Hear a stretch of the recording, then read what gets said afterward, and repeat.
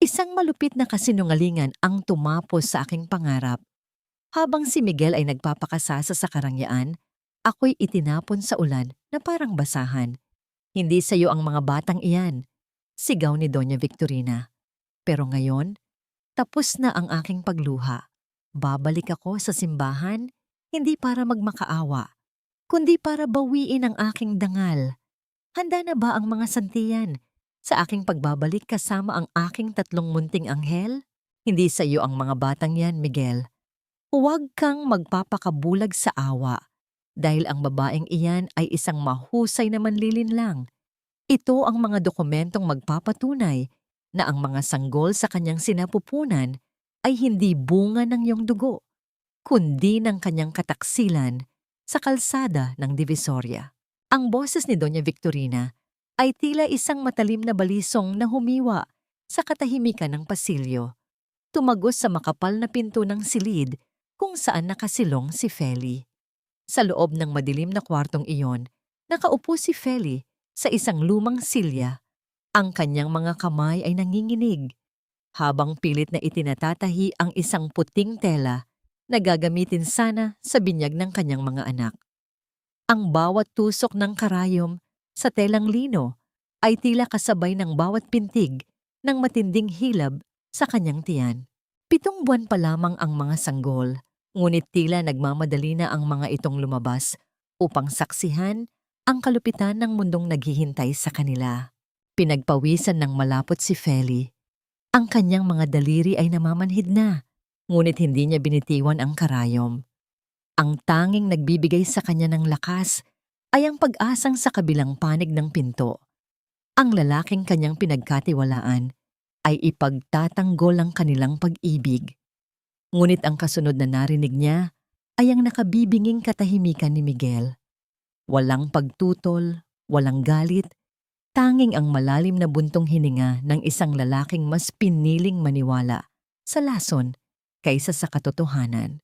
Iyan ang dahilan kung bakit kailangan mo siyang paalisin bago pa mabahiran ng dumi ang pangalan ng mga santilyan, dugtong ni Doña Victorina na may himig ng tagumpay. You have to decide now, Miguel. Ang dangal ng pamilya o ang babaeng ito na walang ibang dala kundi kahihiyan? Mom, I understand. Gagawin ko ang nararapat. Ang mga salitang iyon mula kay Miguel ay mas masakit pa sa hilab na nararamdaman ni Feli sa kanyang sinapupunan. Ang telang binyag na kanyang tinatahi ay dahan-dahang nalaglag mula sa kanyang mga hita, sumasayad sa malamig na sahig habang ang dulo ng karayom ay bumaon sa kanyang balat. Hindi siya nakaramdam ng hapdi sa sugat sa daliri dahil ang buong pagkatao niya ay tila unti-unting nadudurog at nagiging alabok. Ang bawat pangarap na binuo niya sa ilalim ng init ng araw sa Divisoria, ang bawat gabing nagpuyat siya sa pananahi para sa kanilang kinabukasan, ay naglaho sa isang iglap. Bumukas ang pinto ng walang babala. Hindi ang mukha ng isang nag-aalalang asawa ang bumungad sa kanya, kundi ang 2 malalaking lalaki na may mga mukhang bato. Sa likod nila, nakatayo si Doña Victorina. Ang kanyang mga mata ay nagniningning sa galit at pagkamuhi habang si Miguel ay nakatalikod, tila hindi makayanang tingnan ang bunga ng kanyang sariling karuwagan. Palabasin ang babaeng yan. Huwag ninyong hayaang mag-iwan siya ng kahit anong mantsa sa bahay na ito, utos ng matanda. Sinubukang tumayo ni Feli. Ang kanyang kamay ay nakakapit sa kanyang malaking tiyan. Miguel! Miguel, parang awa mo na. Alam mong hindi totoo ang mga sinasabi ni Mama. Ang mga batang ito, sila ang buhay natin. Ang kanyang boses ay paos, basag sa tindi ng emosyong nagpupumiglas sa kanyang dibdib. Ngunit hindi lumingon si Miguel. Nanatili itong estatwa, hinahayaang kaladkarin ng mga bodyguard ang asawa palabas ng silid. Ang bawat hakbang papalayo sa silid na yon ay tila paghatak sa kanyang kaluluwa. Ang kanyang mga paa, na walang sapin, ay naramdaman ang lamig ng marmol na sahig hanggang sa marating nila ang malawak na tarangkahanan ng mansyon. Isang malakas na pagtulak ang nagpabagsak sa kanya sa kalsada, kasabay ng pagbuhos ng malakas na ulan na tila nakikiramay sa kanyang paghihinagpis. Ang malaking bakal na gate ay nagsara nang may mabigat na tunog. Isang pader na tuluyan nang naghiwalay sa kanya sa lalaking minahal niya. Nakasalampak si Feli sa putikan. Ang kanyang mga kamay ay nakabaon sa basang lupa habang ang ulan ay humahampas sa kanyang likuran. Ang bawat patak ng tubig ay tila selyo ng kanyang pagkakatapon. Wala siyang dalang kahit ano, tanging ang hapdi sa kanyang puso at ang tatlong buhay na sumisipa sa loob ng kanyang tiyan. Tila nagtatanong kung bakit ang kanilang unang mararamdaman sa labas ng sinapupunan ay ang lamig ng ulan at ang pait ng pagtataksil. Sa gitna ng kadiliman at dagundong ng langit, itingala ni Feli ang kanyang mukha. Ang kanyang mga luha ay humahalo sa tubig ulan, ngunit sa kanyang mga mata ay sumilip ang isang kakaibang liwanag. Hindi na ito ang liwanag ng pag-asa, kundi ang nagbabagang apoy ng isang inang handang sunungin ang impyerno para sa kanyang mga anak. Kung ito ang nais ninyo, tatanggapin ko. Pero tandaan ninyo ang gabing ito, dahil ang babaeng itinapon ninyo sa putikan ang magiging dahilan ng pagguho ng inyong palasyo. Isang matinding kirot muli ang gumuhit sa kanyang katawan. Mas matindi kaysa sa nauna. Napahawak siya sa kanyang tiyan. Ang kanyang hininga ay naging mabilis at gipit. Sa gitna ng walang kuryenteng kalsada at sa ilalim ng nagngangalit na bagyo, ang kanyang paningin ay nagsimulang lumabo. Sino ang lalapitan ng isang inang wala ng matuluyan, habang ang kanyang mga anak ay nagpipilit ng lumabas sa mundong ito? Ang bawat paghinga sa loob ng masikip na silid sa Divisoria ay tila pakikipagbuno sa init at amoy ng mga panindang tela na nakatambak sa bawat sulok. 7 taon na ang nakalilipas mula nang iwan ni Feli ang mansyon ng mga Santillan, ngunit ang alaala ng gabing iyon ay nananatiling isang sariwang sugat na tumitibay sa bawat patak ng kanyang pawis. Sa gitna ng dilim, tanging ang maliit na bombilya na nakasabit sa kisame ang nagbibigay ng liwanag sa kanyang pagtatrabaho. Ang kanyang mga mata ay pagod na, ngunit ang kanyang mga kamay ay patuloy sa paggalaw. Mabilis na tinatahi ang mga basahan na ibebenta niya sa bangketa sa madaling araw. Sa tabi ng kanyang makinilya, 3 maliliit na katawan ang mahimbing na natutulog sa isang manipis na banig. Sina Mateo, Mauro at Matias, ang kanyang mga anghel na naging katuwiran niya upang hindi sumuko sa lupit ng tadhana. Tinitigan sila ni Feli ng may halong pait at pagmamahal. Ang kanilang mga mukha na kahit sa pagtulog ay bakas, ang pagkakahawig sa lalaking pilit niyang kinalilimutan, ang kanyang tanging kayamanan. Napahawak si Feli sa kanyang kumakalam na sikmura. Kaninang tanghalian pa, ang huli niyang kain ng isang pirasong tinapay dahil ang huling sentimo na natitira sa kanyang kupas na pitaka ay itinalan niya para sa gatas ng mga bata. Ang gutom ay isang pamilyar na kaibigan na palaging bumubulong sa kanya, ngunit mas matindi ang takot na makita ang kanyang mga anak na umiiyak dahil sa kawalan. Nabalik lamang ang kanyang diwa nang marinig ang marahang pagbukas ng pinto na gawa sa pinagtagpi-tagping plywood. Pumasok si Aling Rosa, ang matandang mananahi na naging takbuhan niya simula nang mawalay siya sa mansyon. May dala itong maliit na mangkok ng mainit na lugaw. Feli, iha, itigil mo muna yung ginagawa mo. Kumain ka muna kahit konti, baka magkasakit ka niyan. Mahirap na. Malungkot na paalala ni Aling Rosa habang inilalapag ang pagkain sa ibabaw ng lamesang puno ng sinulid. Nay Rosa, nakakahiya na po sa inyo. Marami na po kayong naitulong sa amin, sagot ni Feli habang pinapahid ang luha gamit ang dulo ng kanyang duster. Huwag mo nang isipin yon. Para ko na kayong pamilya. Nakita ko kung paano mo itinaguyod ang mga batang yan mag-isa. You are a strong woman, Feli. Proud ako sa iyo dahil hindi mo hinayaan na sirain ka ng mga Santillan. Muling sambit ng matanda habang hinahaplos ang balikat ni Feli. Napayuko si Feli. Ang bawat salita ni Aling Rosa ay tila haplos sa kanyang sugatang puso. Ngunit sa likod ng kanyang katatagan, may isang lihim na takot na laging nananahan sa kanya, ang posibilidad na matuklasan ng matandang Donya ang kanyang pinagtataguan. Alam niyang hindi titigil ang mga santilyan hanggat hindi siya tuluyang nawawala sa mapa. Nang makaalis si Aling Rosa, sinubukan ni Feli na ituloy ang kanyang pananahi, ngunit isang puting papel na nakasingit sa ilalim ng kanilang pinto ang kumuha ng kanyang atensyon. Dahan-dahan niya itong pinulot. Sa bawat salitang kanyang binabasa, ang lamig na naramdaman niya 7 taon na. Ang nakalilipas ay tila muling bumabalot sa kanyang katawan. Ito ay isang formal na abiso mula sa may-ari ng lupang kinatitirikan ng kanilang paupahan. Ang bawat titik sa papel ay tila mga anay na kumakain sa kanyang huling pag-asa. Mayroon lamang siyang 15 araw upang bayaran ang lahat ng kanyang utang sa renta o kailangan nilang lisanin ang kaisa-isang lugar na itinuturing nilang tahanan. Nanlambot ang kanyang mga tuhod, dahilan upang mapaupo siya sa sahig sa tabi ng kanyang mga anak. Ang papel ay nayupi sa loob ng kanyang mahigpit na pagkakahawak, habang ang kanyang puso ay tila isang tambol na mabilis ang pagtibok sa gitna ng katahimikan. Saan niya kukuha ang ganoong kalaking halaga sa loob ng maikling panahon? Tiningnan niya ang kanyang mga kamay, ang mga daliring may mga kalyo at marka ng karayom. Ang mga kamay na ito ang bumuhay sa kanyang mga anak. Ngunit sapat ba ang mga ito upang labanan ang mga higanteng pilit siyang dinudurog? Sa ilalim ng madilim na langit ng Maynila, isang tanong ang paulit-ulit na umaalingaw-ngaw sa kanyang isipan habang nakatingin sa mahimbing na tulog ng kanyang 3 anak. Handa na ba siyang harapin ang mundo na minsang tumalikod sa kanya? O hahayaan niyang lamunin sila ng kahirapan bago pa man sila makapagsimula?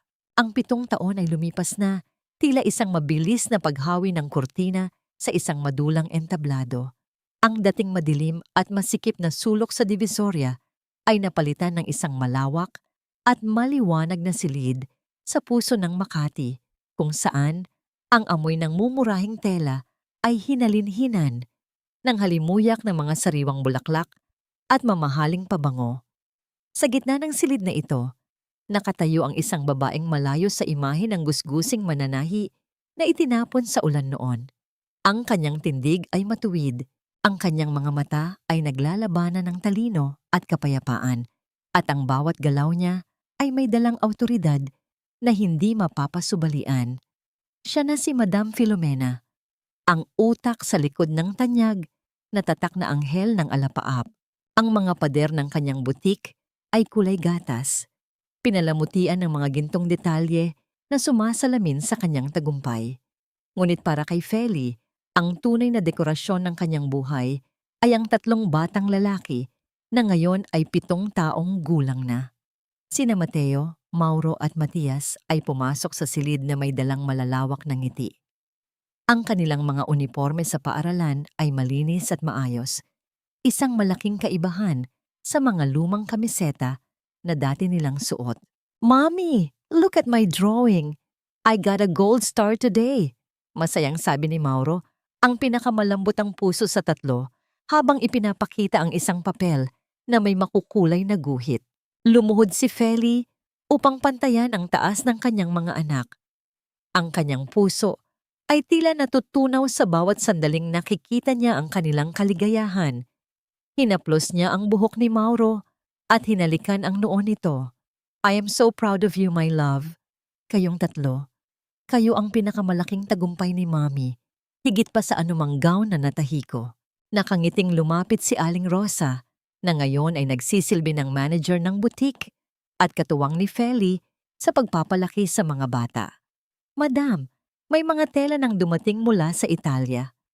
At ang mga seamstress natin ay tapos na sa batch ng mga bagong disenyo para sa bridal collection." "Salamat, Nay Rosa." Pakisabi sa kanila, ayusin ang bawat tahi. Ang bawat hibla ng sinulid ay dapat may dalang pangarap. Dahil ang mga ikakasal na nagsusuot ng gawa natin ay nagtitiwala sa atin ng kanilang pinakaimportanteng araw. Seryosong tugon ni Feli. Sa kabila ng kanyang tagumpay, nananatiling mapagkumbaba si Feli. Ngunit sa likod ng kanyang mga ngiti, may isang bahagi ng kanyang puso na nananatiling sarado. Ang kanyang mga anak ay lumaki sa paniniwalang ang kanilang ama ay isang bayaning pumanaw na nang maaga. Isang masakit na kasinungalingan, ngunit para kay Feli, ito ang tanging paraan upang protektahan sila mula sa katotohanang sila ay itinakwil ng sarili nilang dugo. Habang nag-aayos ng mga gamit si Feli sa kanyang lamesang gawa sa mahogany, tumunog ang telepono sa reception. Pagkalipas ng ilang sandali, pumasok ang kanyang sekretarya na may dalang isang eleganteng appointment card. Madam, may isang napaka-importanteng kliyente na nais magpa-schedule ng fitting. Hindi lang daw siya basta kliyente dahil siya ang magiging bride sa itinuturing na wedding of the year sa susunod na buwan, ulat ng sekretarya. Dahan-dahang kinuha ni Feli ang card. Ang kanyang mga daliri ay bahagyang tumigas nang mabasa ang pangalang nakasulat doon sa itim at gintong tinta. Isang pangalang pamilyar sa mga pahina ng lifestyle magazines at sa mga usap-usapan sa matataas na lipunan. Bianca Almeda. Ang pangalang iyon ay tila isang malakas na hampas ng hangin na nagpabukas sa mga pintong matagal nang ikinandado ni Feli. Alam niya kung sino si Bianca, ang anak ng isang makapangyarihang politiko at ang babaeng itinakda ng mga santilyan para sa kanilang kaisa-isang tagapagmana. Pakiramdam ni Feli ay tila bumagal ang takbo ng mundo. Ang bawat letra ng pangalan ni Bianca ay tila mga anino ng kanyang nakaraan na muling nagbabalik upang hamunin ang kanyang kapayapaan. Madam, okay lang po ba kayo? Tanong ng sekretarya nang mapansin ang pananahimik ng kanyang amo. Huminga ng malalim si Feli. Ikinuyom niya ang kanyang palad, sapat lamang upang maramdaman ang kalyo sa kanyang mga daliri, ang mga markang nagpapaalala sa kanya kung saan siya nanggaling at kung gaano siya naging matapang. Ituloy ang appointment. Mahinahon, ngunit matatag na utos ni Feli. Ipaalam mo kay Miss Almeda na personal ko siyang aasikasuhin. Nang makaalis ang sekretarya, tumingin si Feli sa malaking salamin ng kanyang butik. Nakita niya ang kanyang sarili, ang babaeng binuo mula sa mga pira-pirasong basura at luha. Ang nakaraan ay kumakatok na sa kanyang gintong pintuan at sa pagkakataong ito, hindi na siya ang babaeng itatapon sa labas. Ngunit sa likod ng kanyang katatagan, isang tanong ang hindi niya maalis sa kanyang isipan. Kapag nakaharap na niya ang mga taong sumira sa kanya, kaya ba niyang panatilihin ang kanyang maskara o muli bang guguho ang langit na matagal niyang itinayo? Ang bawat paghakbang sa loob ng showroom ng Anghel ng Alapaap ay tila paglakad sa ibabaw ng mga ulap. Ang mga sapatos na gawa sa mamahaling balat ay hindi gumagawa ng ingay sa makapal na alpombra, habang ang bawat marang paggalaw ng mga kurtinang seda ay naglalabas ng banayad na bango ng lavender. Sa gitna ng karangyang ito, nakatayo si Feli, ang babaeng nagkubli sa pangalang Madam Filomena, habang tinitingnan ang kanyang sarili sa salamin. Ang kanyang suot na itim na bestida ay simple ngunit nagpapakita ng yaman at kapangyarihan na kanyang pinaghirapan. Ang katahimikan ng butik ay nabasag ng dahan-dahang bumukas ang malaking pinto na nagpahintulot sa pagpasok ng isang babaeng tila itinadhana para sa mga pahina ng isang prestihiyosong magasin. Si Bianca Almeda ay pumasok na may dalang aura ng pagtitiwala sa sarili. Ang kanyang bawat kilos ay nagpapakita ng isang buhay na hindi kailanman nakaranas ng gutom o ulan sa kalsada. Madam Filomena, I presume, ani Bianca habang tinatanggal ang kanyang suot na dark glasses. Ang kanyang boses ay malambing ngunit may himig ng pag-uutos na likas sa mga taong sanay na sinusunod niyang lahat. I've heard so much about your creations. Sabi nila, you don't just sew gowns, you weave dreams. And I want my wedding to be a dream come true. Ngumiti si Feli ng bahagya. Isang ngiting sapat lamang upang magpakita ng pagiging professional. Welcome to my boutique, Miss Almida. It is an honor to dress the bride of the season. Sa loob ng sumunod na isang oras, naging saksi si Feli sa bawat hiling at kapritsyo ni Bianca. Habang sinusukat niya ang bawat bahagi ng katawan nito, hindi maiwasan ni Feli na makaramdam ng isang kakaibang kirot sa kanyang dibdib. Ang babaeng nasa harap niya ay ang papalit sa posisyong minsang inakala niyang sa kanya. Ang bawat sentimetro ng telang kanyang pinaplano ay para sa isang kasal na dapat sana ay sa kanya rin naganap. You know, my fiancé is very particular about quality. Patuloy ni Bianca habang tinitingnan ang kanyang refleksyon. The Santillans are very traditional. Gusto nila, everything is perfect. Lalo na ang mommy niya, si Doña Victorina. She's been so supportive of this union. Ang pangalang Victorina ay tila isang malamig na tubig na ibinuhos sa likuran ni Feli. Ang kanyang mga daliri, na hawak ang measuring tape, ay bahagyang nanginig. Pinilit niyang pakalmahin ang kanyang sarili, humihinga ng malalim upang hindi mahalata ang mabilis na pagtibok ng kanyang puso. I see. A very prominent family indeed. Maikling tugon ni Feli habang patuloy na isinusulat ang mga sukat sa kanyang notepad. Maya-maya pa, ang tunay na pagsubok ay dumating ng walang babala.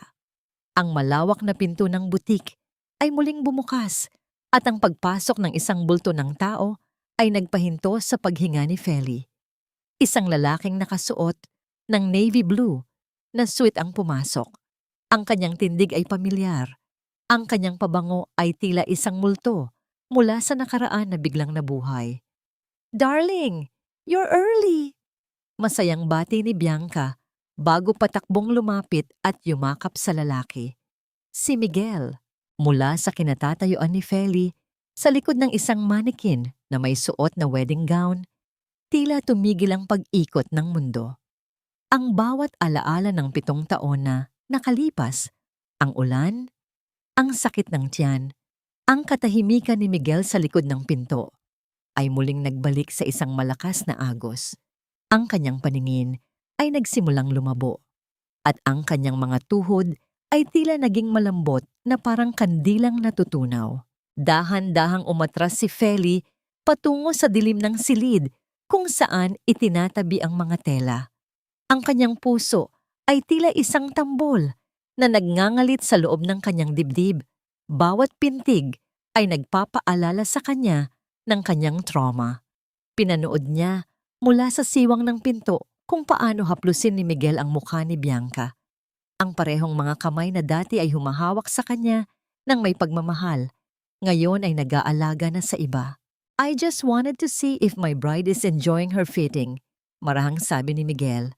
Ang kanyang boses ay tila isang awit na matagal nang hindi naririnig ni Feli. Puno ng lambing na kailanman ay hindi niya naramdaman muli simula nang itapon siya sa labas ng mansyon. Naramdaman ni Feli ang init ng luha sa kanyang mga mata, ngunit pilit niya itong pinigil. Hindi siya maaring magpakita, hindi pa ngayon. Ang kanyang buong pagkatao ay nagsusumigaw na lumabas at itanong kung bakit.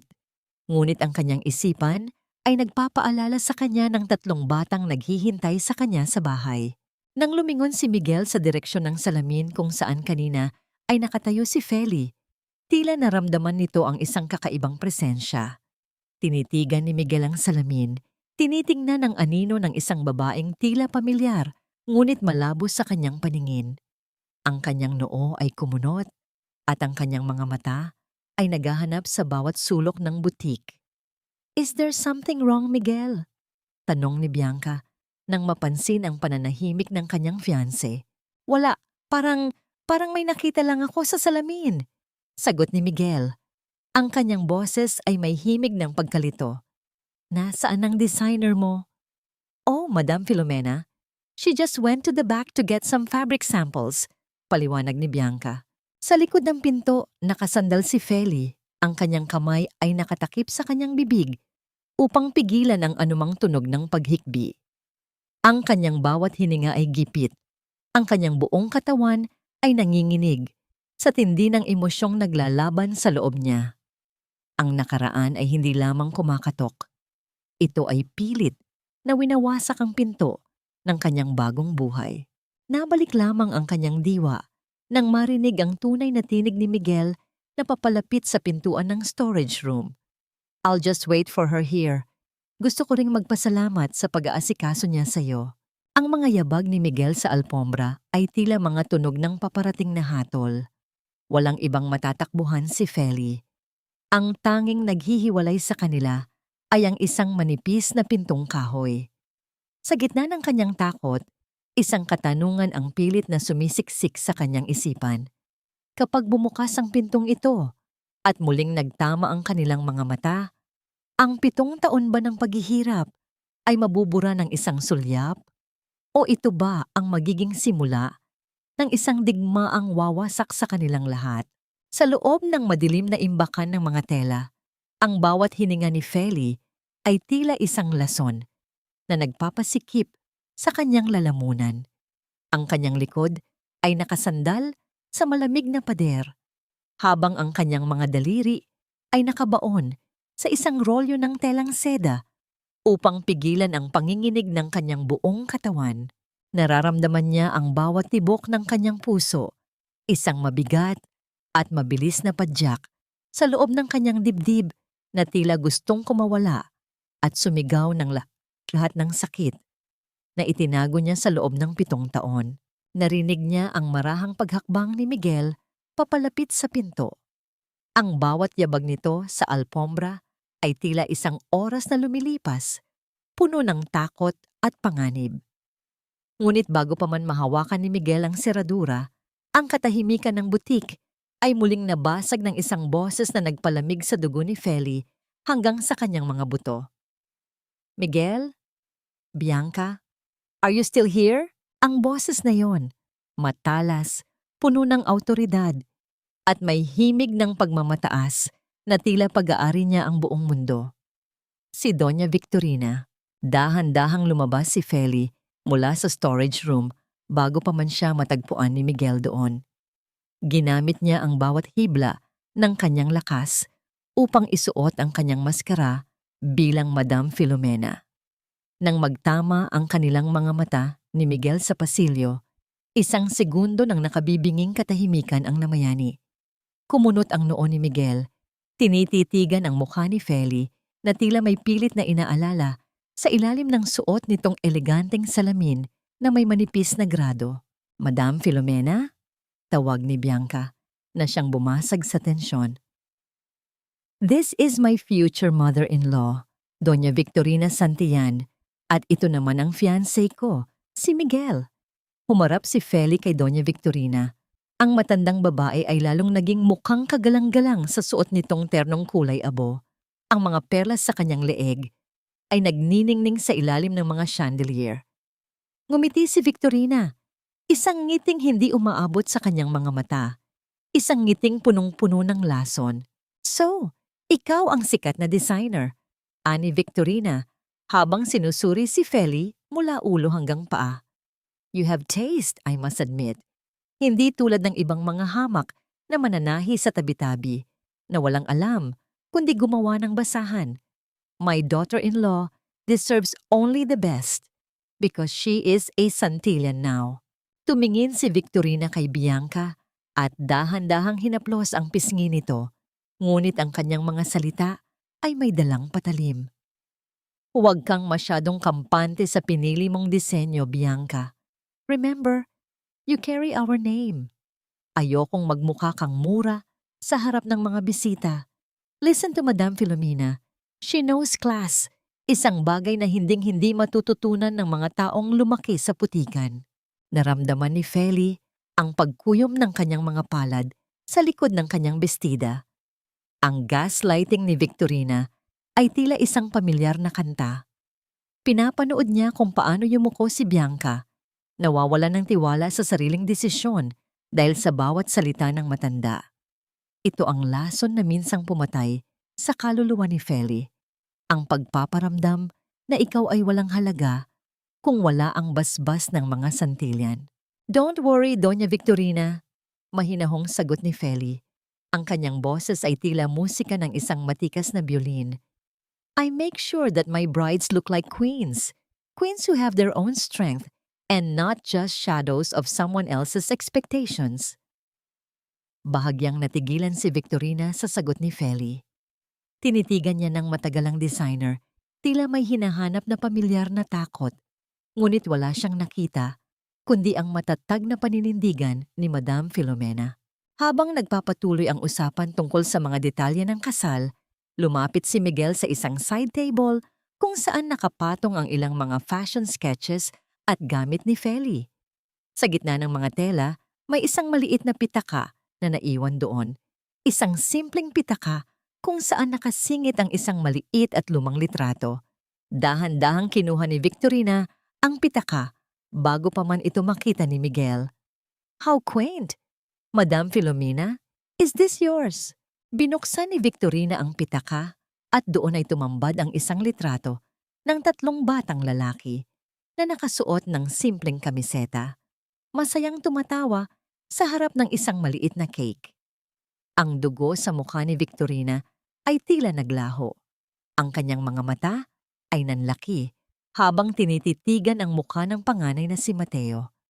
Ang hugis ng mga mata, ang kurba ng labi, at ang matikas na noo. Ito ay isang eksaktong kopya ng Batang Miguel na nasa mga album ng pamilya Santillan. Ang kamay ni Victorina ay nagsimulang manginig. Tumingin siya kay Feli, pagkatapos ay muli sa litrato at pabalik sa designer na ngayon ay nakatayo ng may kakaibang ningning sa mga mata. Sino? Sino ang mga batang ito? Nauutal na tanong ni Victorina. Ang kanyang boses ay nawalan ng dating bagsik. Sa gitna ng marangyang butik, ang bawat anino ay tila nagsimulang gumalaw. Alam ni Feli na ang unang pader ng kasinungalingan ng mga Santillan ay nagsimula ng mabaak. Isang matamis ngunit mapait na ngangiti ang sumilay sa labi ni Feli habang tinititigan ang namumutlang mukha ng babaeng sumira sa kanyang buhay. Sila ang aking buhay, Doña Victorina, sagot ni Feli sa isang boses na punong-puno ng misteryo. At tulad ng sinabi niyo, ang dugo ay hindi nagsisinungaling. Di ba? Nabitawan ni Victorina ang pitaka at ang tunog ng pagbagsak nito sa alpombra ay tila isang hudyat ng simula ng isang bagyo. Si Miguel, na nakarinig sa usapan, ay nagsimulang lumapit. Ang kanyang mga mata ay puno ng matinding pagtataka. Ano ang nakita ng kanyang ina na nagpabagsak sa katuwiran nito? At bakit ang pintig ng kanyang sariling puso ay tila tumutugon sa mga batang nasa litratong yon? Ang pagbagsak ng pitaka sa alpombra ay tila isang nakabibinging kidlat na nagpatahimik sa buong silid. Bago pa man makalapit si Miguel upang pulutin ito, mabilis na yumuko si Feli. Kinuha ang kanyang ari-arian ng may matikas na kilos na nagtatago sa nagngangalit na emosyon sa kanyang dibdib. Inipit niya ito sa loob ng kanyang bag habang ang mga mata ni Doña Victorina ay nakatitig sa kanya, puno ng pagkalito, takot, at isang pamilyar na bagsik na unti-unting muling nabubuhay. Ma'am, are you all right? Namumutla ka. Nag-aalalang tanong ni Miguel habang inaalalayan ang kanyang ina na tila nawalan ng balanse. I am fine. Nauutal na sagot ni Victorina. Pinipilit bawiin ang kanyang tindig. Medyo nahilo lang ako. Marahil ay dahil sa amoy ng mga pabango dito. Let's go, Bianca. Nasukat na ang gown mo. Umalis ang tatlo nang may pilit na ngiti. Ngunit bago tuluyang makalabas, lumingon muli si Miguel. Tinitigan niya si Madam Filomena. Sinusubukang isalansan sa kanyang isipan ang mga palaisipang tila hindi tumutugma. Ang hugis ng mukha ng designer, ang paraan ng pagbuntong hininga nito, at ang pambihirang reaksyon ng kanyang ina sa isang simpleng litrato. May isang bagay na mali, at ang kanyang kaluluwa ay pilit siyang hinihila patungo sa isang katotohanang matagal na niyang piniling kalimutan. Nang gabing iyon, Sa loob ng malawak na aklatan ng mansyon ng mga Santillan, nakaupo si Miguel sa harap ng kanyang mahogany na lamesa. Sa ibabaw nito ay may isang lumang folder na matagal nang nakatago sa ilalim ng kanyang mga dokumento. Ito ang pinal na medical report na ibinigay ng kanyang ina 7 taon na ang nakalilipas. Ang dokumentong nagpapatunay na hindi sa kanya ang 3 sanggol sa sinapupunan ni Feli. Binuklat niya ang mga pahina, ang mga pirma, ang mga selyo ng ospital. Lahat ay mukhang opisyal, ngunit sa ilalim ng liwanag ng lampshade, isang maliit na detalye ang pumukaw sa kanyang pansin.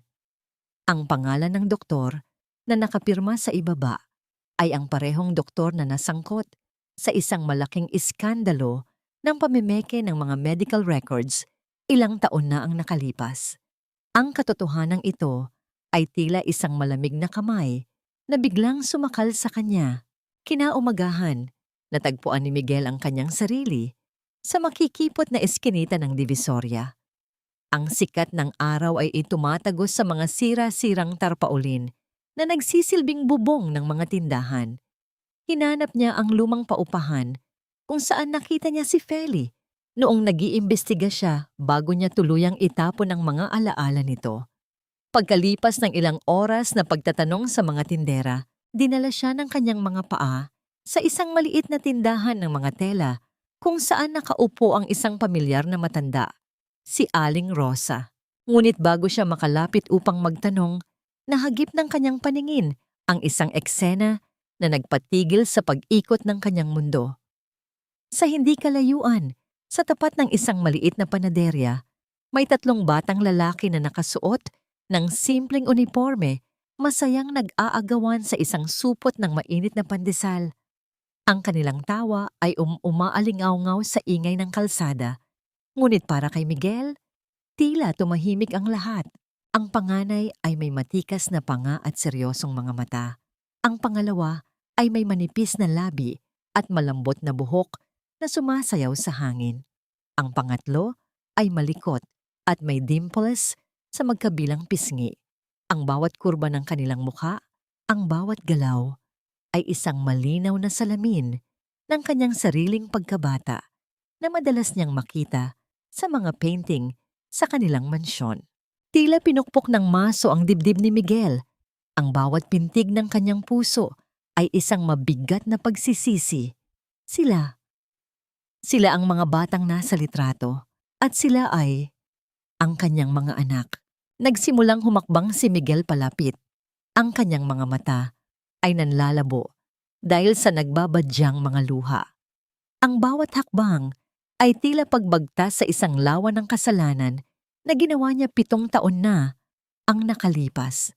Nais niyang yumakap, nais niyang humingi ng tawad sa lahat ng taon na wala siya doon upang protektahan sila mula sa lamig ng ulan at gutom. Ngunit bago pa man siya makalapit ng sapat upang tawagin sila, isang bulto ng babae ang mabilis na humarang sa kanyang dadaanan. Nakasuot ng simpleng duster at may daladalang basket ng gulay, nakatayo si Feli. Wala na ang mga palamuti ni Madam Filomena. Ang nasa harap niya ngayon ay ang inang handang pumatay para sa kaligtasan ng kanyang mga anak. Ang mga mata ni Feli ay nag-aapoy sa galit, isang apoy na nabuo mula sa mga gabing umiiyak siya ng walang kasama. Tinitigan niya si Miguel, isang tingin na nagpapahiwatig na handa niyang gawin ang lahat. Kahit isakripisyo ang sariling buhay, huwag lamang madikitan ng dumi ng mga Santillan ang kanyang 3 anghel. Huwag kang lalapit sa kanila. Madiin, ngunit halos pabulong na banta ni Feli. Ang kanyang boses ay tila talim na nakatutok sa leeg ni Miguel. Dahil bago mo sila mahawakan, kailangan mo muna akong patayin. Ang lamig ng boses ni Feli ay nanuot sa buto ni Miguel. Iniiwan siyang nakatayo sa gitna ng kalsada habang ang katotohanan ng kanyang karuwagan ay ganap ng sumira sa natitirang piraso ng kanyang kaluluwa. Ang mga ilaw sa loob ng bulwagan ng Manila Hotel ay tila libo-libong bituin na bumagsak mula sa langit, nagbibigay ng nakasisilaw na ningning sa bawat kristal na baso at pilak na kagamitan sa ibabaw ng mga lamesang nababalutan ng telang damask. Ang halimuyak ng mga mamahaling orchid at imported na rosas ay humahalo sa amoy ng mga alak na ilang dekada na ang itinanda. Ito ang gabi ng ginto at sining gala, kung saan ang pinakamayayaman at pinakamakapangyarihang pamilya sa bansa ay nagtitipon upang magparangalan ng kanilang luho. Sa gitna ng karamihan, dahan-dahang pumasok si Feli. Ang kanyang suot na gown na kulay hating gabi ay may mga borda ng pilak na tila mga agos ng tubig na dumadaloy sa kanyang katawan. Walang ingay ang kanyang paghakbang sa makapal na alpombra, ngunit ang bawat mata sa bulwagan ay tila nahila sa kanyang direksyon. Hindi na siya ang babaeng nakayuko. Siya na ang reyna ng kanyang sariling kaharian.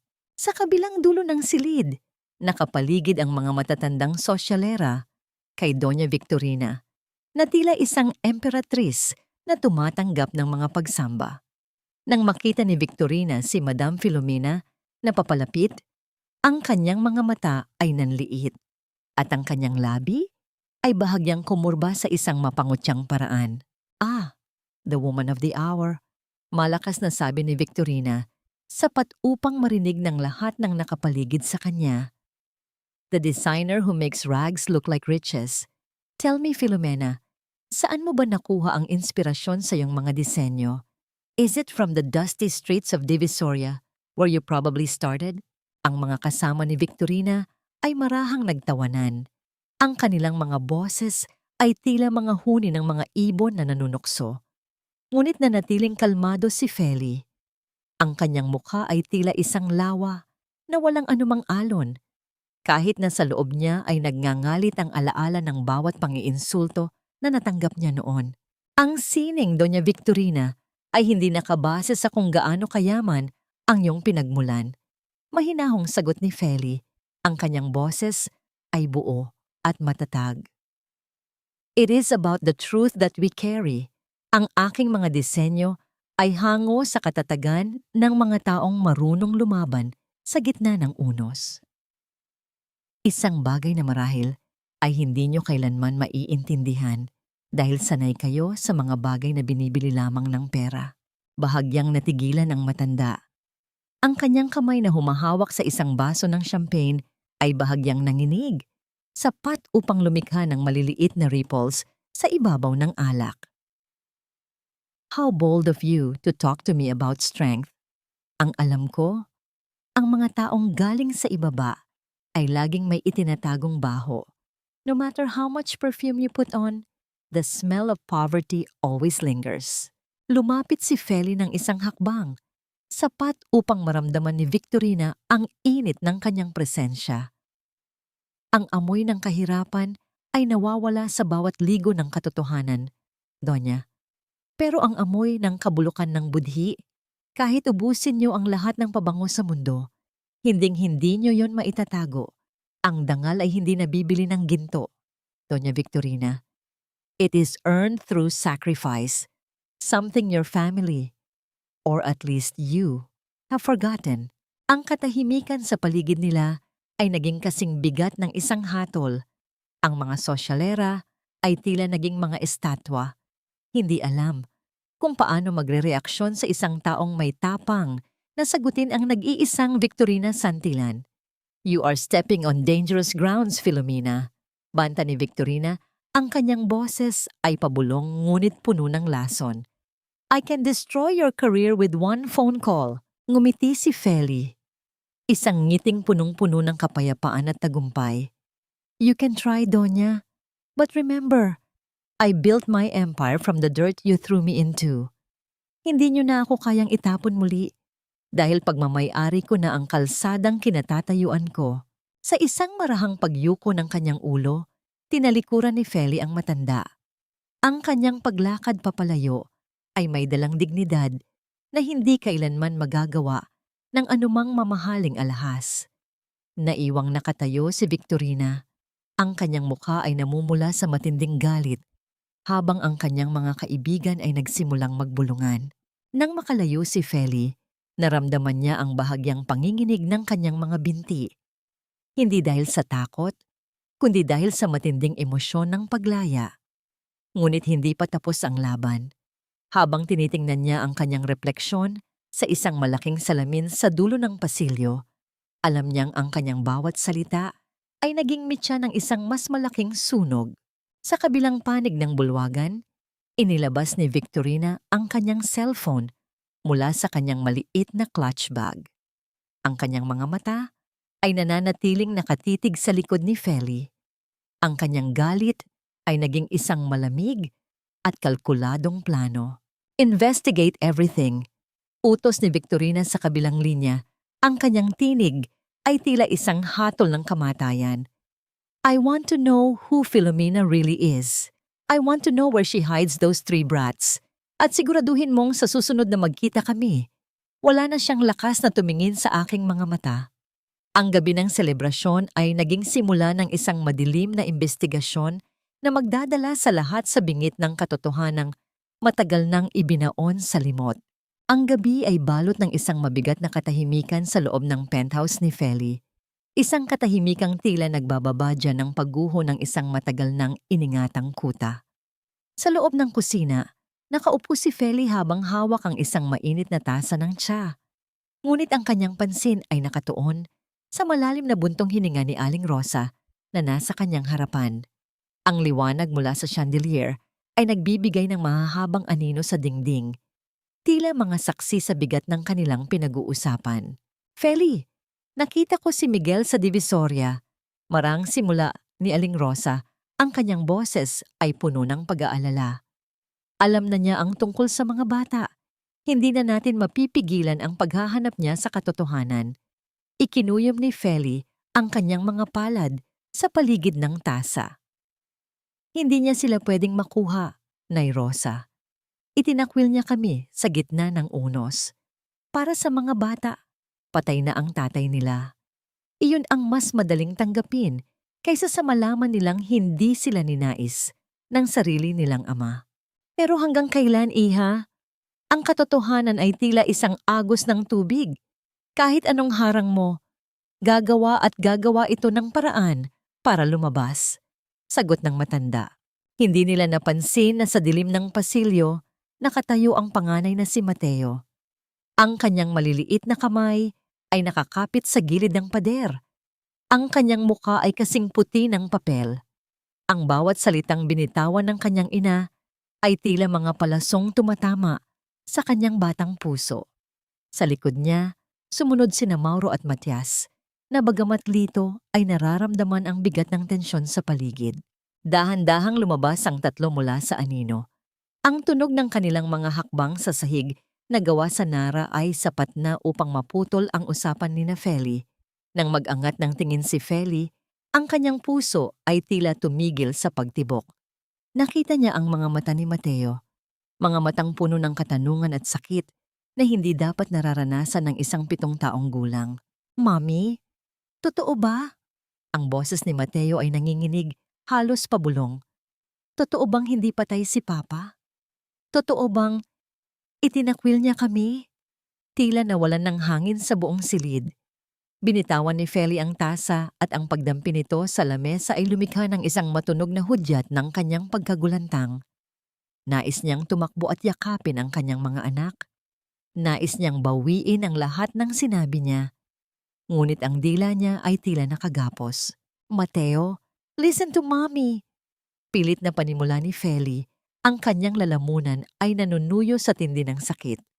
You lied to us, Mom? Sigaw ni Matias. Ang kanyang mga mata ay nagsisimula ng mapuno ng luha. Sabi mo, he was a hero. Sabi mo, he's watching us from heaven. Bakit sabi niyo po itinapon niya tayo? Ang bawat hikbi ng kanyang mga anak ay tila isang latay sa kaluluwa ni Feli. Ang golden moment ng kanilang tahimik at masayang buhay ay tuluyan ng nabasag.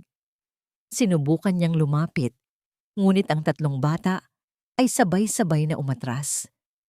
Ang tiwalang matagal niyang binuo ay tila naging alabok sa isang saglit. I did it to protect you. Sigaw ni Feli. Ang kanyang sariling mga luha ay malayang dumadaloy na ngayon. Ayokong maramdaman niyo ang naramdaman ko. Ayokong isipin niyo na hindi kayo mahal. Dahil para sa akin, kayo ang lahat. Ngunit ang galit at pagkalito ng mga bata ay mas matimbang kaysa sa anumang paliwanag. Walang imik na tumalikod ang tatlo at nagtatakbo patungo sa kanilang silid. Ang tunog ng pagsasara ng pinto ay tila isang hatol na nag-iwan kay Feli na nakaluhod sa sahig. Humihikbi ng walang humpay habang inaalalayan siya ni Aling Rosa. Lumipas ang ilang oras ng nakabibinging katahimikan nang magpasya si Feli na pasukin ang silid ng mga bata upang muling magpaliwanag. Ang kanyang puso ay tila nilalamon ng isang madilim na kaba. Dahan-dahan niyang binuksan ang pinto. Umaasang makikita ang tatlo na mahimbing nang natutulog. Ngunit ang bumungad sa kanya ay ang tatlong bakanteng kama. Ang bintanang malapit sa hardin ay nakabukas at ang mga kurtina ay sumasayaw sa hangin ng gabi. Isang maliit na piraso ng papel ang naiwan sa ibabaw ng unan ni Mateo. May mga sulat kamay na bata. Hahanapin namin si Papa. Gusto namin malaman kung bakit. Nabitawan ni Feli ang papel habang ang kanyang buong mundo ay tila gumuho. Sa labas, ang dilim ng gabi ay tila isang dambuhalang lalamon sa kanyang mga anghel. Saan pupunta ang tatlong bata sa gitna ng malawak at mapanganib na lungsod? At paano kung ang unang pintong kanilang katukin ay ang pintuan ng mansyong pag-aari ng babaeng nagnanais silang burahin sa mundong ito? Huwag kang mag-alala, Filomena. Malapit na silang mapasakamay ko. At kapag nangyari iyon, sisiguraduhin kong kahit anino nila ay hindi mo na muling masisilayan. Ang tinig ni Doña Victorina sa kabilang linya ng telepono ay tila isang malalamig na haplos ng kamatayan na dumaan sa batok ni Feli. Sa loob ng kanyang malawak at marangyang sala, nakatayo si Feli na tila isang estatwa, habang ang kanyang kabilang kamay ay mahigpit na nakakapit sa isang maliit na laruan. Isang asul na kotseng plastik na naiwan ni Matias sa sahig. Ang bawat salita ng matanda ay tila isang lason na dahan-dahang pumapatay sa kanyang hininga.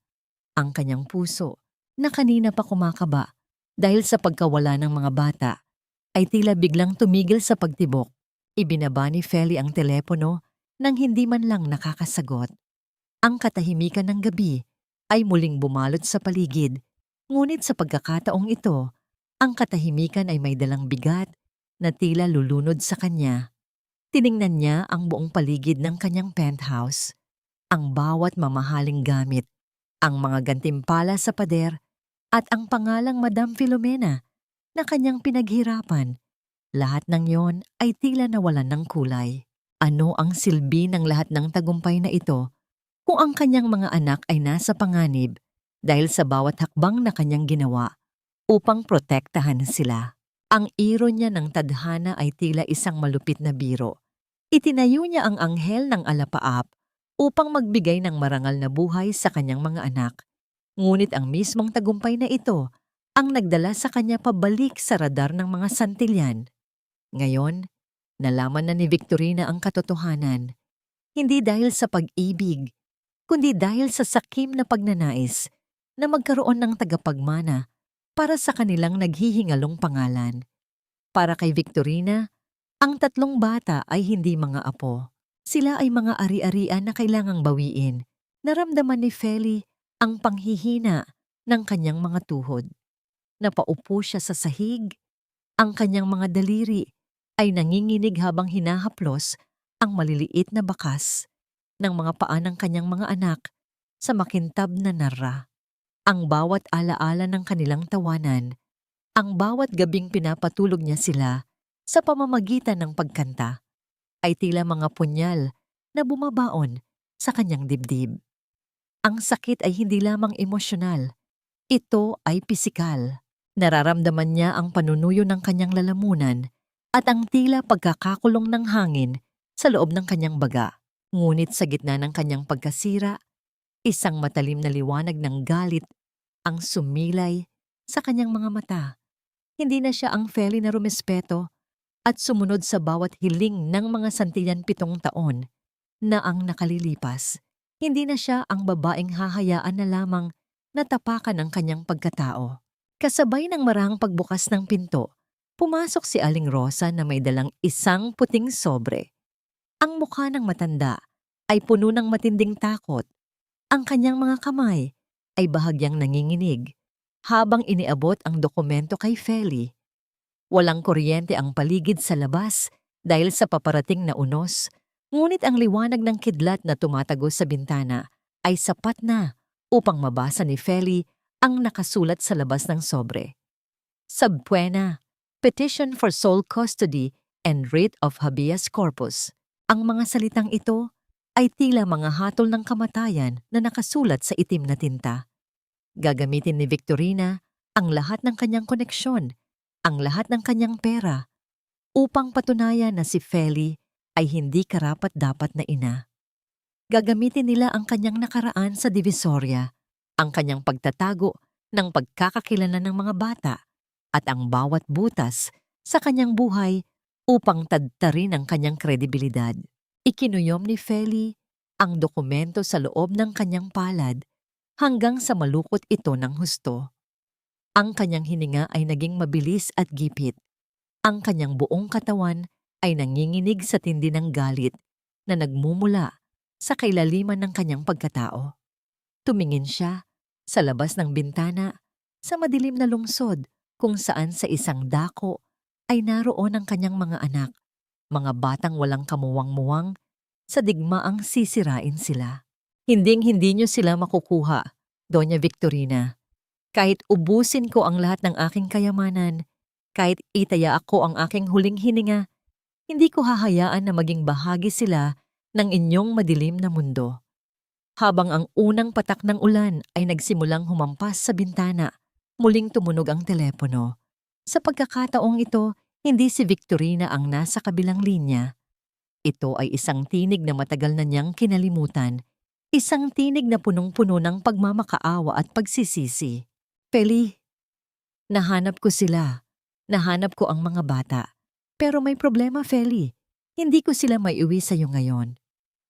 Ang boses ni Miguel ay tila isang kulog na yumanig sa mundo ni Feli. Saan dinala ni Miguel ang kanyang mga anak? At ano ang mas malaking panganib na naghihintay sa kanila na mas matindi pa sa pagkawala sa gitna ng lungsod? Ang bawat hila ng karayom sa puting seda ng wedding gown ni Bianca ay tila isang piping panalangin at isang matalim na sumpa na magkasamang humahabi sa tadhana. Sa loob ng kanyang pribadong talyer, sa ilalim ng malamig na liwanag ng lampara, nakaupo si Feli na tila isang estatwa ng determinasyon. Ang kanyang mga mata, bagamat pagod at may bahid ng puyat, ay nagniningning sa isang kakaibang apoy. Ang gown na ito, ang obra maestrang inaasahan ng buong alta sosyedad, ay hindi lamang isang damit. Ito ang kanyang magiging sandata sa pagpasok sa kuta ng mga kaaway.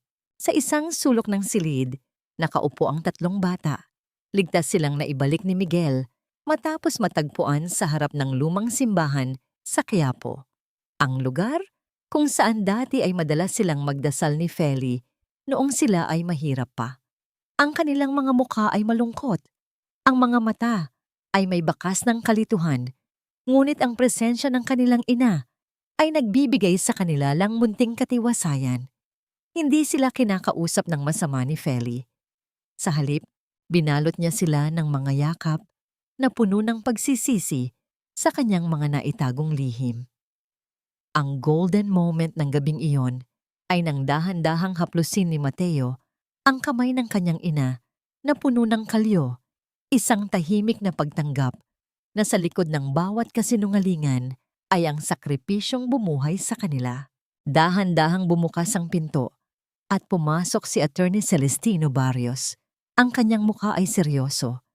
Bit-bit ang isang itim na briefcase na naglalaman ng mga dokumentong magpapabagsak sa pader ng kasinungalingan ni Doña Victorina. Ang abogado, na dati ay tauhan ng matanda, ay hindi na makayanang dalhin ang bigat ng kanyang konsensya. Inilatag niya sa lamesa ang mga orihinal na medical records 7 taon na ang nakalilipas, ang tunay na katibayan na si Miguel ang ama at ang mga dokumentong nagpapatunay sa pananakot at panunuhol na ginawa ni Victorina.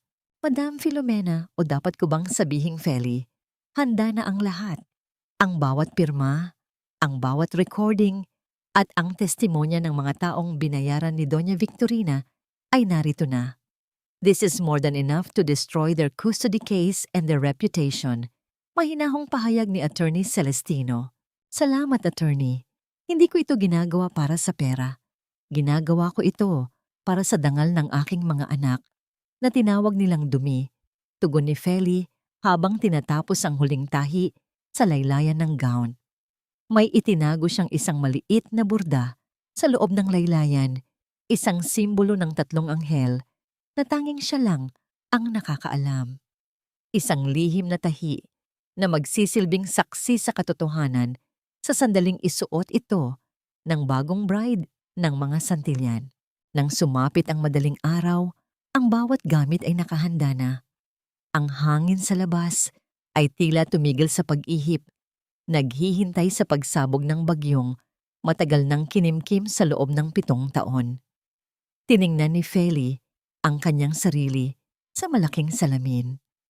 Ang kanyang anyo ay hindi na nagpapakita ng takot. Ang kanyang puso, na dati ay puno ng sugat, ay tila naging bakal na pinanday ng apoy ng pagsubok. Hinarap niya ang kanyang 3 anak na ngayon ay gising na at nakabihis na rin ng maayos. Mateo, Mauro, Matias, makinig kayo kay Mami. Isusuot niyo ang pinakamagandang barong niyo ngayong araw. Sasamahan niyo ako sa isang mahalagang okasyon. Huwag kayong matatakot dahil ngayong araw, ibabalik ko sa inyo ang pangalang nararapat sa inyo. Hindi na kayo magtatago. Mami, pupunta po ba tayo sa wedding ni Papa? Tanong ni Mauro sa isang boses na puno ng kawalang malay. Huminga ng malalim si Feli.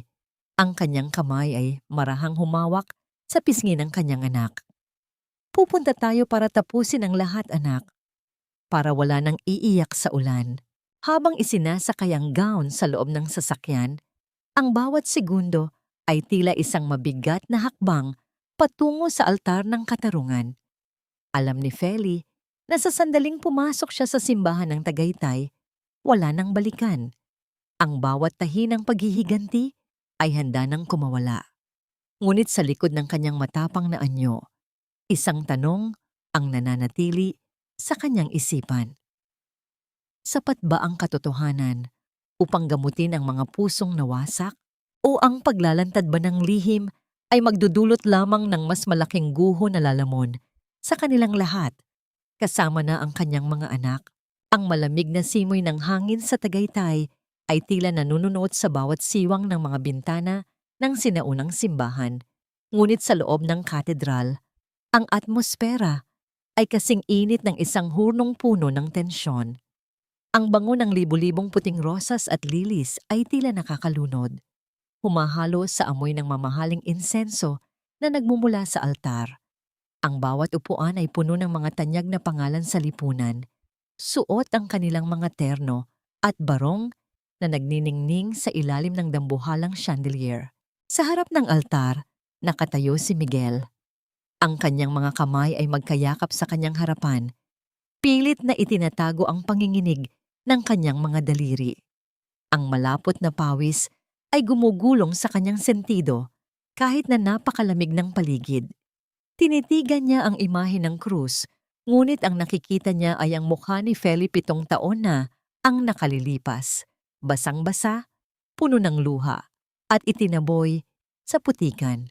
Ang bawat segundo ng paghihintay sa kanyang bride ay tila isang mabigat na parusa sa kanyang konsensya. Pakiramdam niya ay isa siyang kriminal na naghihintay ng kanyang hatol sa halip na isang lalaking ikakasal. Sa unang hanay ng mga upuan, nakaupo si Doña Victorina na tila isang reyna sa kanyang trono. Ang kanyang muka ay hindi nagpapakita ng anumang bahid ng pagsisisi. Sa halip, ang kanyang mga mata ay nagniningning sa tagumpay. Para sa kanya, ang araw na ito ay ang katuparan ng kanyang plano, ang pagpapatibay ng kapangyarihan ng pamilya Santillan. Ang bawat pagbati at ngiting ipinupukol sa kanya ng mga bisita ay tila mga alay sa kanyang kapangyarihan. Wala na sa kanyang isip ang mga batang nahanap ni Miguel. Para sa kanya, isa lamang itong maliit na hadlang na kaya niyang linisin gamit ang kanyang pera. Nagsimulang tumugtog ang marahang musika ng organo. Isang hudyat na ang seremonya ay magsisimula na. Ang malalaking pintong kahoy ng simbahan ay dahan-dahang bumukas at doon ay tumambad si Bianca.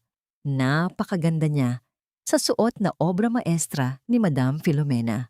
Ang bawat tahi ng seda at lace ay tila yumayakap sa kanyang katawan at ang mahabang belo ay dahan-dahang sumasayad sa alpombra habang siya ay naglalakad. Ngunit sa likod ng kagandahang iyon, ramdam ni Bianca ang isang kakaibang bigat. Ang bawat hakbang niya papalapit kay Miguel ay tila may kasamang kaba na hindi niya maipaliwanag. Nang makarating si Bianca sa tabi ni Miguel, nagsimula ang misa. Ang boses ng pari ay umaalingaw-ngaw sa buong katedral, binabasa ang mga banal na salita tungkol sa pag-ibig at katapatan. Ngunit para kay Miguel, ang bawat salita ay tila isang sampal.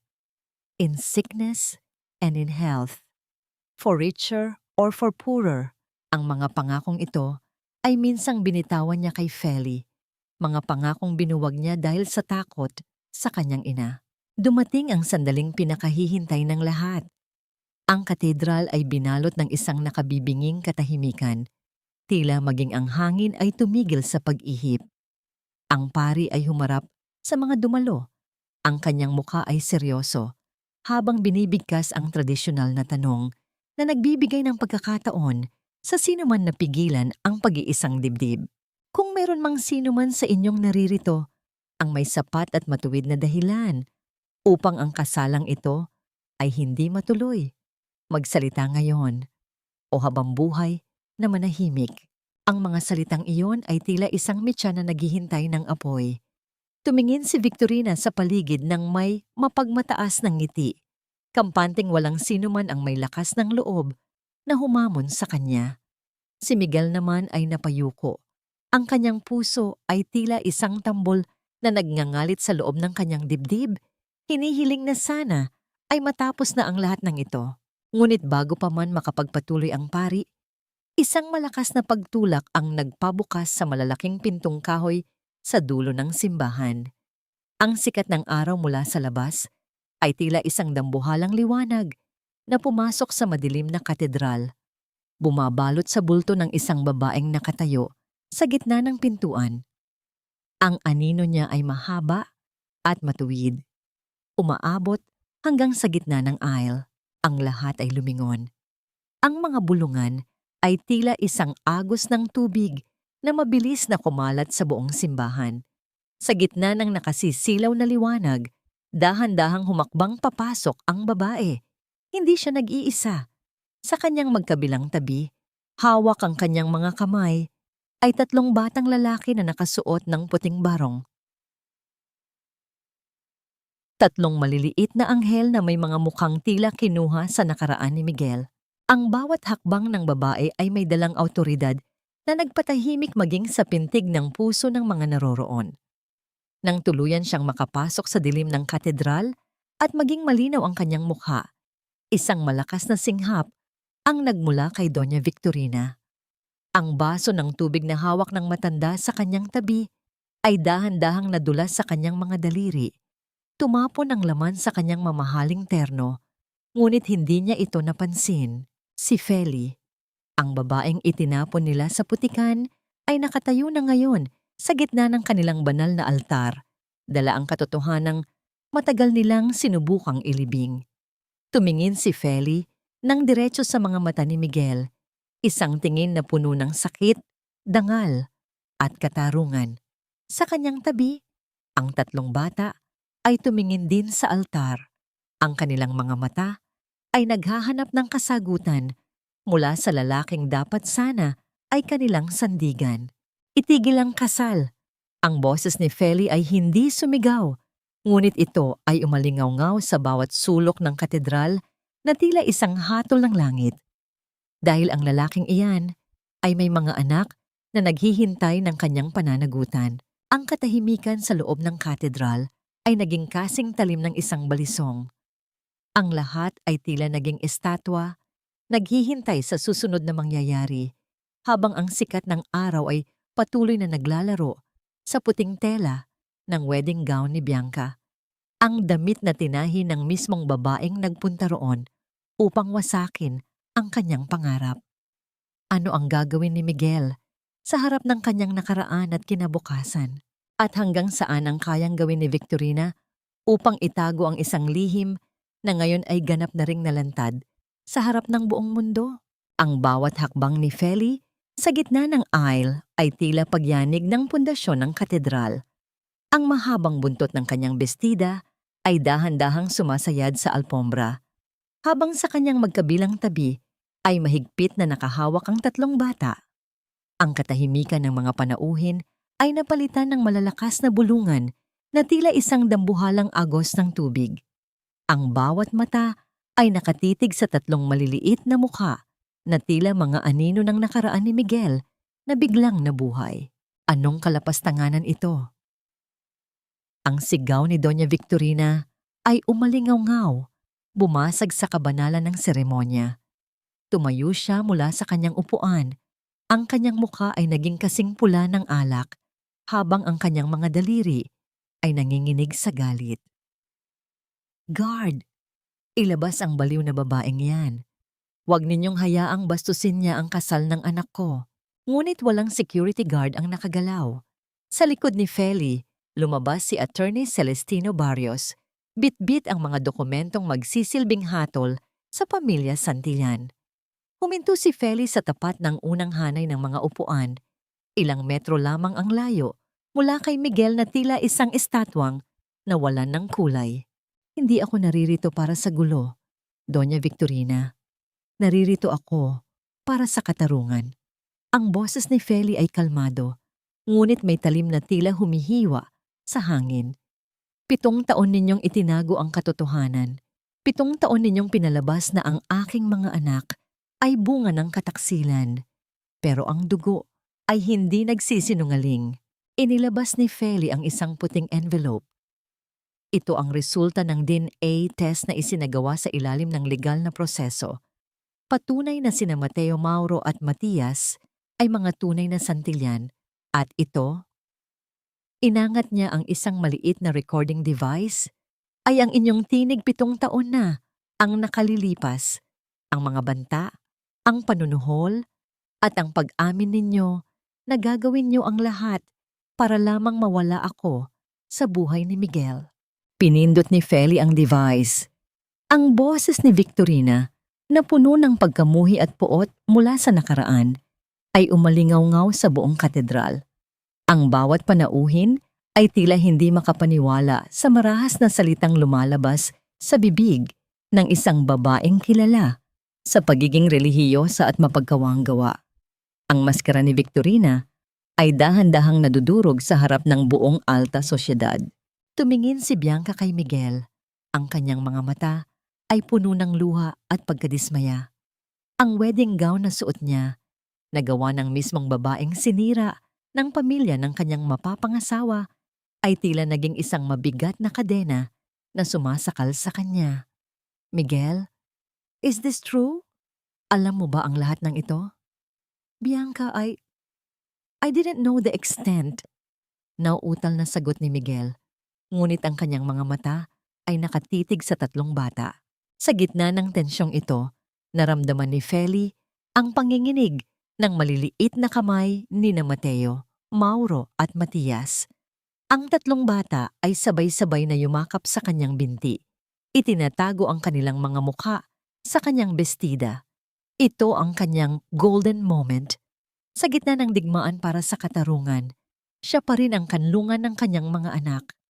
Ang init ng kanilang mga yakap ang nagbigay sa kanya ng lakas upang manatiling matatag sa harap ng kanyang mga kaaway. "You're a liar! Isang manggagamit!" Sa tindi ng galit at kahihiyan, nawala ang lahat ng kontrol ni Doña Victorina.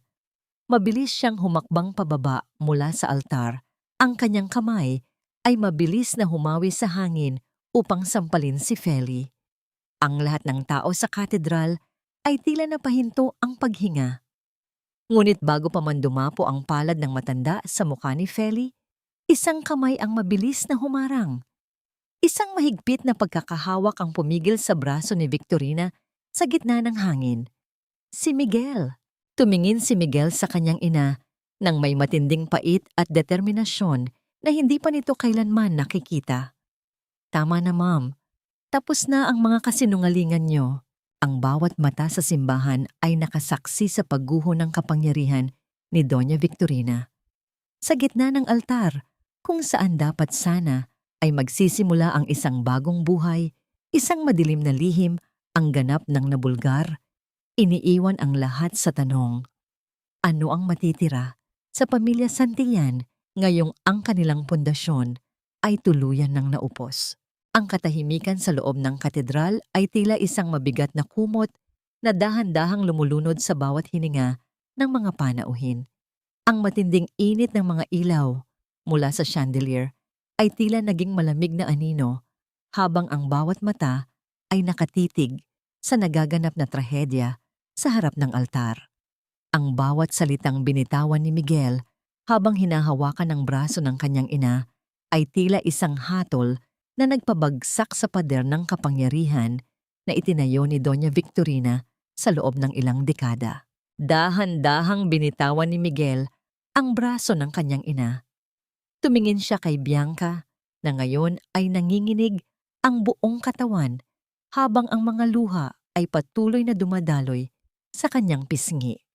Ang wedding gown na gawa ni Feli ay tila naging isang mabigat na sumpa na nagpapaalala sa kanya ng bawat kasinungalingang kanyang pinasukan.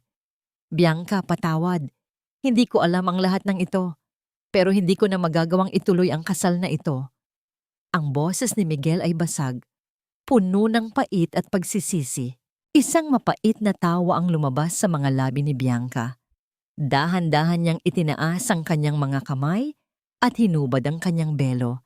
Hinayaan itong mahulog sa sahig na tila isang puting bandila ng pagsuko. You think I will still marry you after this? Hindi ako kailanman magiging bahagi ng pamilyang ang pundasyon ay binuo sa pagdurusa ng isang ina at sa pagtatakwil sa sariling dugo.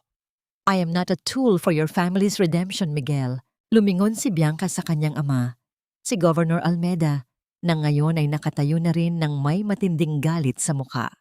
Dad, let's go! Walang kasalang mangyayari ngayong araw. Ang pag-alis ng pamilya Almeda ay tila naging hudyat ng isang malaking pagguho.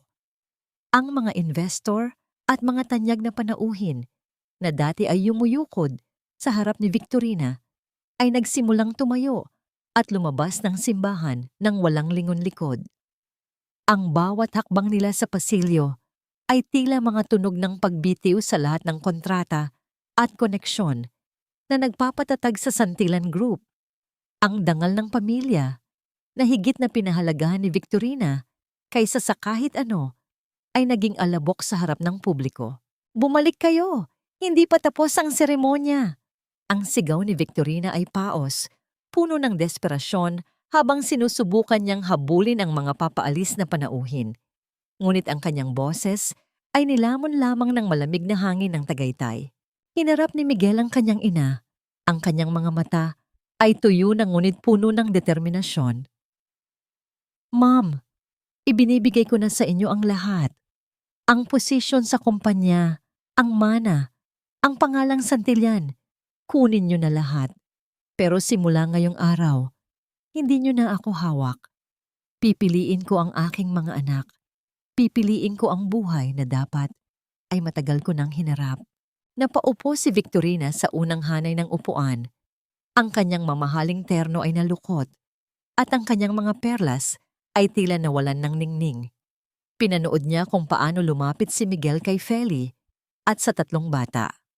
Ang pagtatangkang lumapit ni Miguel ay sinalubong ni Feli ng isang matigas at malamig na tingin.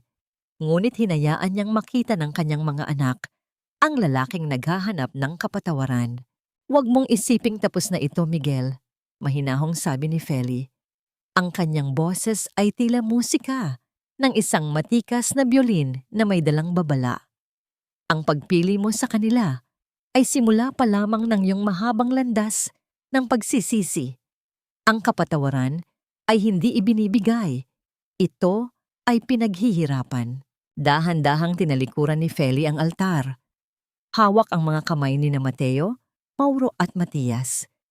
Ang kanilang paglakad papalabas ng katedral ay may dalang kapayapaan na hindi kailanman mabibili ng kahit anong yaman. Ang sikat ng araw sa labas ay tila bumabalot sa kanila, isang pagtanggap sa kanilang tunay na pagkakakilanlan. Naiwan sa loob ng malaking katedral si Doña Victorina.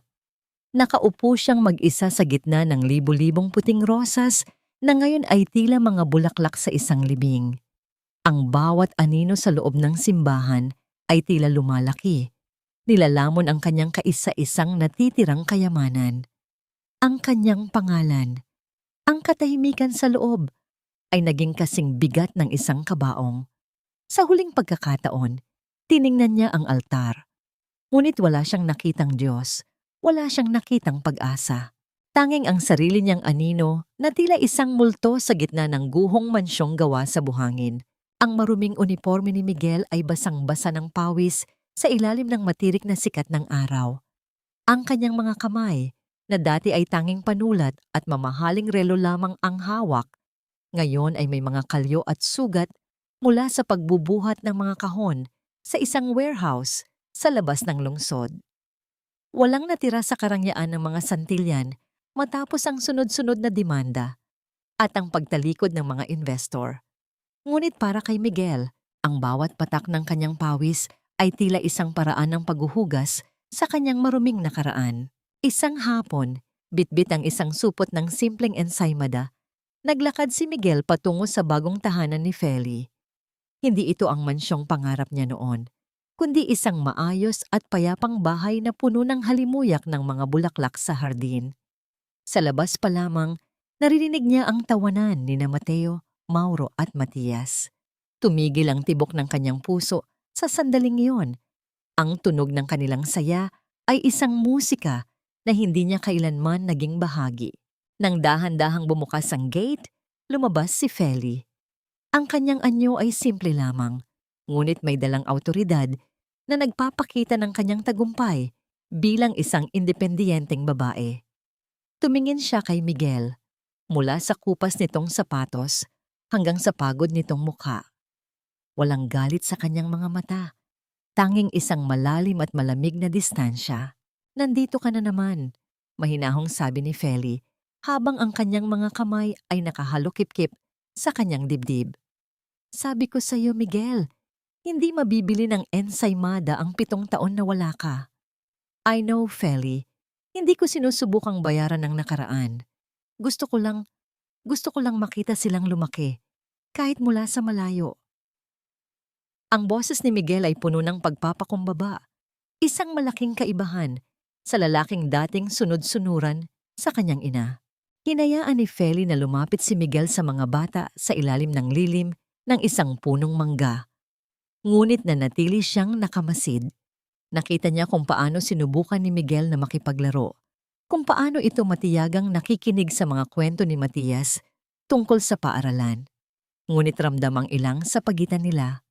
Para sa mga bata, si Miguel ay isang estranghero na sinusubukang maging kaibigan, isang lalaking may pamilyar na mukha, ngunit walang mga alaala sa kanilang puso. Lumipas ang mga linggo. Isang gabi, habang tinatapos ni Feli ang isang mahalagang disenyo sa kanyang butik sa lungsod, isang malakas na ulan ang bumuhos. Ang dilim ay binalot ng mga anino ng nagngangalit na bagyo. Naiwan si Miguel sa labas ng gate, tulad ng dati. Nagbabantay lamang bago sana umuwi sa kanyang maliit na apartment. Biglang bumukas ang pinto ng bahay. Lumabas si Aling Rosa na may dalang matinding kaba sa muka. Miguel, mabuti at nandiyan ka pa. Si Matias. Ang taas ng lagnat. Nanginginig siya sa tindi ng hilab ng katawan. Hindi na nag-atubili si Miguel. Mabilis siyang pumasok sa loob ng bahay. Natagpuan niya si Matias sa kama. Ang balat nito ay tila nagbabaga sa init. at ang kanyang hininga ay gipit. Ang bata ay dahan-dahang umiiyak. Tinatawag ang kanyang ina sa gitna ng deliryo. Matias, nandito si Papa. Huwag kang matatakot. Bulong ni Miguel habang dahan-dahang binuhat ang bata. Naramdaman niya ang init ng katawan ng anak na dumidikit sa kanyang dibdib. Isang matinding kurot ang naramdaman niya sa kanyang puso. Ito ang unang pagkakataon na naramdaman niya ang bigat at halaga ng kanyang anak sa kanyang mga bisig. Dahil bahana sa mga kalsada at hindi makapasok ang sasakyan, binalot ni Miguel si Matias ng isang makapal na kumot. Nang walang pag-aalinlangan, lumabas siya sa gitna ng baha at malakas na hangin. Bitbit ang kanyang anak. Ang bawat hakbang niya sa lumalalim na tubig ay tila isang paglalakbay pabalik sa gabi kung kailan itinapon si Feli sa ulan. Ngayon, siya naman ang lumalaban sa unos, hindi para sa sarili, kundi para sa batang nasa kanyang mga bisig. Nakarating sila sa pinakamalapit na klinika na basang-basa at hapong-hapo. Nang dumating si Feli, nakita niya si Miguel na nakaupo sa tabi ng kama ni Matias, hawak-hawak ang maliit na kamay ng bata habang ito ay mahimbing nang natutulog matapos mabigyan ng gamot. Ang mga mata ni Miguel ay puno ng pag-aalala. Ang kanyang sariling mga damit ay tumutulo pa ng tubig sa sahig, ngunit wala siyang pakialam sa sariling ginaw. Dahan-dahang lumapit si Feli. Tumingin siya sa kanyang anak pagkatapos ay sa lalaking 7 taon niyang kinamuhian. Ang pader ng kanyang galit ay hindi gumuho ng buo, ngunit sa unang pagkakataon, nakakita siya ng isang bitak. Isang bitak kung saan sumisilip ang posibilidad ng isang bagong simula. Salamat, Miguel, bulong ni Feli. Ang kanyang boses ay may bahagyang panginginig. Tumingin si Miguel sa kanya. Ang kanyang mga mata ay nanunuyo sa pagod, ngunit may dalang kapayapaan. Gagawin ko ang lahat para sa kanila, Feli. Kahit hindi mo ako mapatawad, sapat na sa akin na malaman nilang may ama silang handang sumagupa sa bagyo para sa kanila. Ang katahimikan sa loob ng klinika ay binalot ng tunog ng ulan sa labas, ngunit sa loob ng silid na yon, ang init ng pagsisisi at ang simula ng pag-unawa ay dahan-dahang nagpapahilom sa mga pusong matagal nang binalot ng lamig ng nakaraan. Ang sikat ng araw na tumatagos sa mga dahon ng puno ng mangga ay tila mga gintong daliri na humahaplos sa bakuran, nagbibigay ng init at liwanag sa isang umagang puno ng panibagong pag-asa. Sa loob ng klinika noong nakaraang gabi, isang pader ang gumuho, at ngayong umaga, ang bawat hininga sa loob ng tahanan ni Feli ay tila mas madaling dalhin.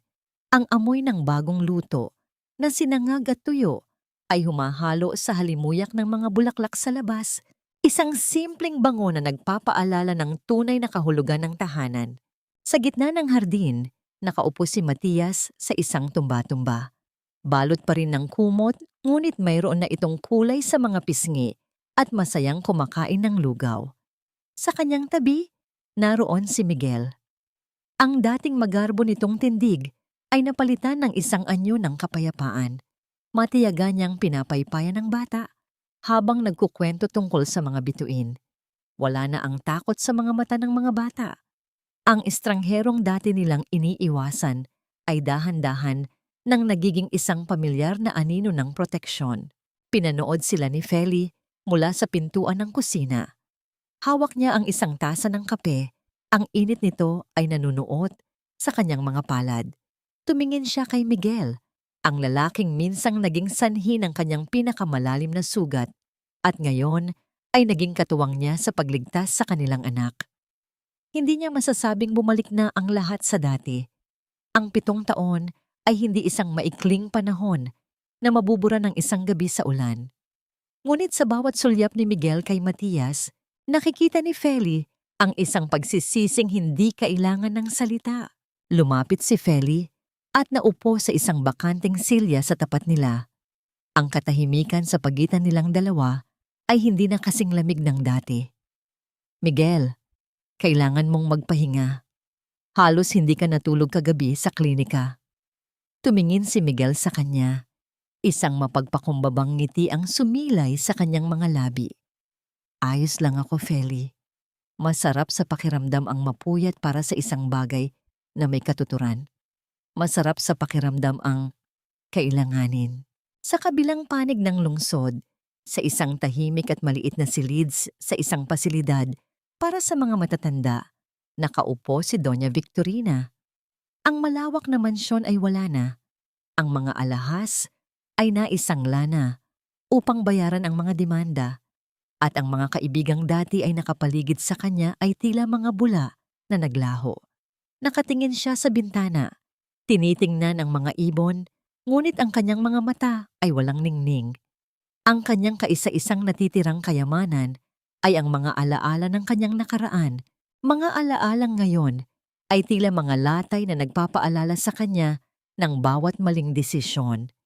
Ang kanyang pag-iisa ay hindi isang parusa mula sa korte, kundi isang parusa mula sa sarili niyang puso.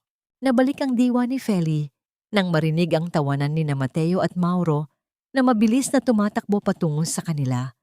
Ang tatlong bata ay muling nagkasama-sama. Ang kanilang tawanan ay tila isang musikang bumabalot sa buong hardin. Ito ang kanyang golden moment. Isang tagpong hindi kailangan ng marangyang damit o gintong alahas. Isang pamilyang dahan-dahang naghihilom. Isang pag-ibig na hindi man perpekto ay tila nakahanap ng paraan upang muling tumubo mula sa guho. Feli, tawag ni Miguel. Ang kanyang tinig ay seryoso, ngunit may himig ng pag-asa.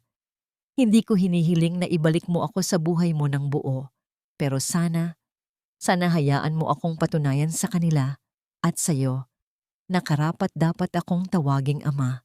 Tumingin si Feli sa malayo, sa abot-tanaw kung saan ang langit ay nagtatagpo sa lupa.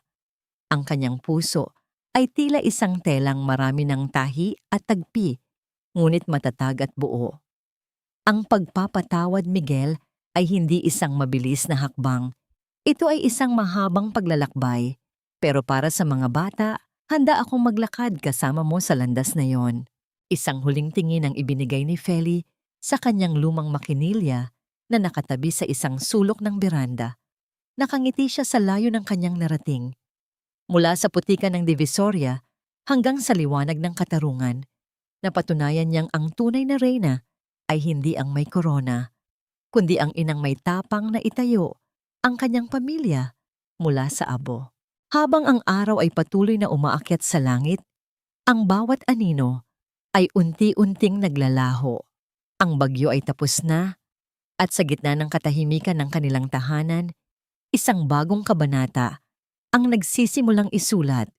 Isang kabanata ng pag-ibig na dumaan sa apoy, sinubok ng ulan, ngunit nananatiling buhay at nagniningning. Ang dapit hapon sa Tagaytay ay binalot ng isang napakagandang kulay ng kahel at lila. Tila isang dambuhalang pintura na likha ng langit upang magbigay ng kapayapaan sa lahat ng pusong minsang nasugatan.